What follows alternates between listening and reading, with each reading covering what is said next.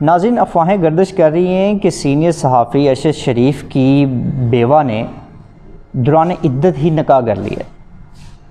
اس کے ساتھ ساتھ یہ بھی افواہیں ہیں کہ انہوں نے پی ٹی آئی کے سینئر رکن سے نکاح کیا ہے، جبکہ یہ بھی نام سامنے آیا ہے کہ وہ عہدیدار سابق گورنر سندھ بھی رہے ہیں۔ ناظرین، یہ وہ ساری خبریں تھیں جب یہ میری نظر سے گزری تو میں نے یہ مناسب سمجھا کہ بطور صحافتی طالب علم میں آپ سے ضرور اس کے اوپر گفتگو کروں۔ آپ کو یاد ہوگا کہ سینئر صحافی ارشد شریف کینیا میں شہید ہو گئے تھے، جس کے اوپر حکومتی اور اپوزیشن اس وقت کے رہنما ایک دوسرے کے خلاف خوب بیان بازی کرتے رہے۔ صحافتی حلقوں نے بھی اس کے اوپر مذمت کی کافی، لیکن اب جو معاملہ سامنے آیا ہے وہ بڑا ہی خوفناک اور دل کو جو ہے نا افسردہ کر دینے والا ہے۔ سیاسی اقتدار کی اگر بات کی جائے، سیاسی اقتدار کی بات کی جائے تو پاکستانی سیاست کا یہ المیہ رہا ہے کہ سیاستدان ایک دوسرے کی کردار کشی، ایک دوسرے کے معاملات میں کہیں نہ کہیں سے کینہ بغضی اور ان کی جتنے بھی پروجیکٹ ہوتے تھے ان کے اوپر تنقید کرتے رہے ہیں، لیکن ایسا کبھی نہیں ہوا کہ ان کے فیملی معاملات میں، ان کی خواتین کے بارے میں یا ان کی پرسنل معاملات کو ڈسکلوز کیا جاتا ہو۔ یہاں پہ ایک صحافی کی بیوی کے بارے میں کچھ ایسی ہی افواہیں گردش کر رہی ہیں۔ کچھ ٹویٹس میری نظر سے گزری، ان کا میں حوالہ آپ کو دینا چاہوں گا۔ کہا جا رہا ہے کہ ارشد شریف کی بیوہ جویریہ صدیق، جو کہ خود ایک صحافی بھی ہیں اور پاکستان کے نامور ادارے سے اس وقت وہ کالم بھی لکھ رہی ہیں اور اپنا ان کا یوٹیوب چینل ہے جہاں سے وہ مخاطب ہوتی ہیں لوگوں سے، ان کے بارے میں کہا جا رہا ہے کہ انہوں نے سابق گورنر سندھ عمران اسماعیل سے نکاح کر لیا۔ یہ تو ان کا پرسنل معاملہ ہے، وہ نکاح کرنا چاہیں یا نہ کرنا چاہیں، لیکن ایشو یہ بنایا جا رہا ہے کہ انہوں نے دوران عدت جو ہے وہ دوسرا نکاح کیا ہے۔ اسلامی نقطہ نظر سے اس بات کی اجازت نہیں ہے، لیکن ایسی ہی ایک ایگزامپل پہلے بھی رہی ہے جس کو کوٹ کیا جا رہا ہے اور انہیں تانا بھی دیا جا رہا ہے کہ انہوں نے P T I chairman Imran Khan کی طرز کو اپناتے ہوئے دوران عدت نکاح کیا ہے۔ آپ کو یاد ہوگا کہ ان کے بارے میں اور جو سابق خاتون اول ہیں بشرا بی بی، عمران خان اور بشرا بی بی کے نکاح کے بارے میں بھی یہ افواہیں اور یہ باتیں سرگرداں رہی ہیں کہ انہوں نے بھی دوران عدت ہی نکاح کیا تھا۔ کچھ لوگ اس کو بطور ثبوت بھی کہتے ہیں کہ بھی اس چیز کے ہمارے پاس ثبوت بھی ہیں، لیکن فی الحال تک یہ ہم افواہیں ہی اس کو گردانتے ہیں۔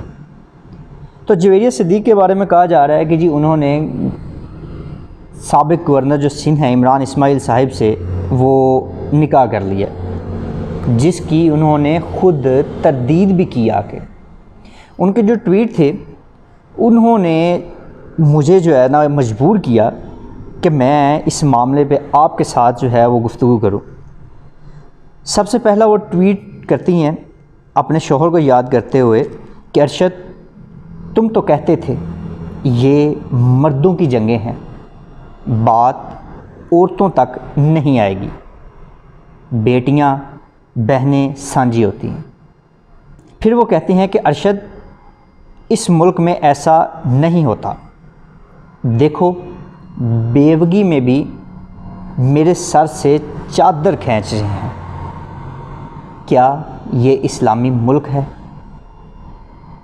اس کے بعد وہ ایک اور ٹویٹ کرتی ہیں اور ٹویٹ کرنے والوں کو تانا دیتی ہیں، میرے شوہر کو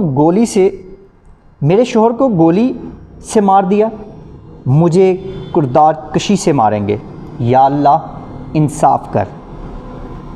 جس کے بعد ٹویٹر پہ ایک ٹاپ ٹرینڈ بنتا ہے، جویریہ بابی بی اسٹرانگ، مطلب ان پہ تنقید کرنے والے اور ان کے حمایتی دونوں ہی آمنے سامنے ہیں اس وقت سوشل میڈیا پہ۔ ایک ہنگامہ برپا سوشل میڈیا پہ ہے، لیکن اس دوران سابق گورنر سندھ عمران اسماعیل کا بھی ٹویٹ آتا ہے، وہ ٹویٹ بھی میں آپ کو پڑھ کے سنانا چاہوں گا۔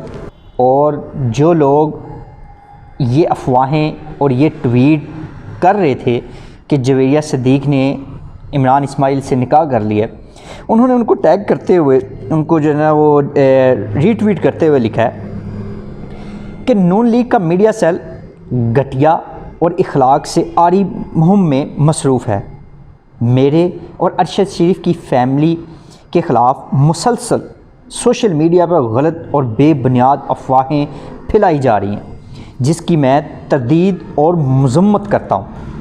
ارشد شریف کی شہادت پر کیک کاٹ کر خوشی منانے والوں کے خلاف قانونی کارروائی کروں گا۔ یہاں وہ صاف اور ڈائریکٹ الفاظ میں مسلم لیگ نون پر تنقید کر رہے ہیں کہ یہ جتنا بھی معاملہ، جتنا بھی پروپیگنڈا یا جتنے بھی افواہیں پھیلائی جا رہی ہیں وہ مسلم لیگ نون کا میڈیا سیل پھیلا رہا ہے۔ ناظرین، ایک دوسرے پہ الزام تو چلتا رہے گا، لیکن جس خاتون کے بارے میں یہ سب کہا جا رہا ہے، کبھی سوچا ہے کہ اس کے اوپر کیا گزر رہی ہوگی؟ لیکن کبھی سوچا کہ اس کے اوپر کیا گزر رہی ہوگی؟ ہماری سیاست اخلاقیات سے عاری کیوں ہوتی جا رہی؟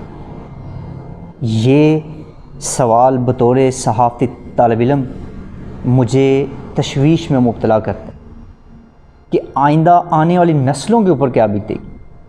کیا اب ایک شریف شخص کی سیاست میں کوئی جگہ نہیں؟ سیاست تو ٹھیک، کیا کوئی صحافت میں بھی اب نہیں آ سکتا؟ اب صحافیوں کے اوپر قدغن، صحافیوں کو سزائیں، ان کو جیلیں، ان کے اوپر جرم تو پہلے بھی لگتے رہے۔ اب ایسا کیا جرم ہو گیا ارشد شریف سے کہ اس کی بیوہ کو بھی نہیں چھوڑا جا رہا؟ اور اس کے علاوہ جو میں آپ سے اپنے دل کی بات یا جو میرا نظریہ ہے اس کے اوپر بات کرنا چاہوں گا، وہ یہ ہے کہ کہاں گئے وہ صحافی؟ کہاں گئیں وہ حکومتی تنظیمیں، وہ فلاحی تنظیمیں، وہ NGOs جو حقوق نسواں پہ باتیں کرتی ہیں؟ کہاں گئے وہ علمبردار صحافتی جو بڑھ چڑھ کے نعرے اور بڑے بڑے بول تو بولتے ہیں، لیکن اب جب ایک صحافی کی گھر اور فیملی پہ بات آئی تو اب وہ کہاں ہیں؟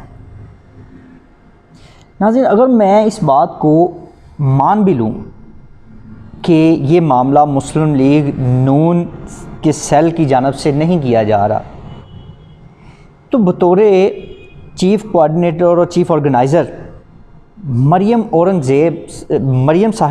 نواز صاحبہ وہ اس معاملے پہ خاموش کیوں ہیں؟ وہ بھی تو ایک خاتون ہے، اور ایک خاتون کی عزت پہ بات آ رہی ہے تو وہ ان سے کیوں نہیں اس بات پہ ابھی تک بولی؟ میں یہاں پہ چند صحافیوں کو نام لینا چاہوں گا جو بہت بڑے بڑے بولتے ہیں، کچھ PTI کے ہیں، مائتی ہیں، اور کچھ ان کے خلاف ہیں۔ وہ بڑے پرچار کرتے ہیں صحافت کا، اصولوں کا، قوانین کا، بڑے اچھے وہ شوز بھی کرتے ہیں، لیکن ابھی تک وہ اس بات پہ، اس ایشو پہ ایک لفظ ادا نہیں کر سکے۔ یہ سوال ان سے بھی ہے۔ عمران ریاض صاحب، میں آپ سے پوچھ رہا ہوں کہ کہاں گیا اب آپ کا وہ سوشل میڈیا؟ کہاں گیا آپ کا وہ صحافتی پرچار؟ کہاں گیا وہ آپ کا بھائیوں جیسا پیار؟ اب آپ کہاں ہیں؟ یہ سوال میں آپ سے پوچھتا ہوں۔ والسلام۔